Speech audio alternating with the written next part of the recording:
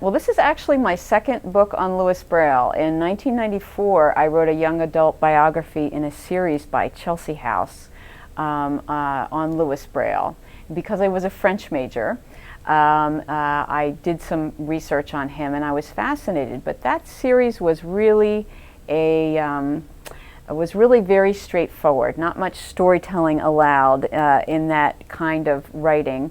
And I knew in the back of my mind that I wanted to come back to Louis because he was such an interesting and inspiring character in the best sense of the word, in that he was 15 when he invented the Braille code, which is the same code that we see today on ATM machines at the bank, on your hotel room numbers, in schools, public buildings.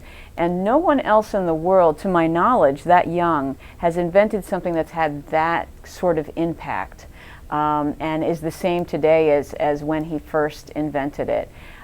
He had a sort of a Steve Jobs-like sense that this very rough military code that this French captain had used to send messages across the battlefield at night that would then be read by the fingertips would and could eventually, with some hard work, and he worked 3 years from ages 12 to 15 on this code, become something that could be a universal language for the blind.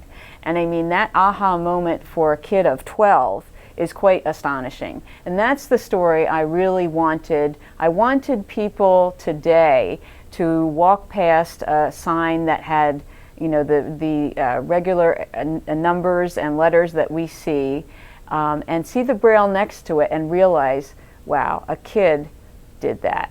And he did it in a way that brought something very, very rough, which was just a raised dot code that was very complicated and actually stood for sounds, not for letters. He brought that into a form that we still use today in the 21st century on computers, on bank machines. It was really an innovation that is, I think, unequaled in human history by someone so young.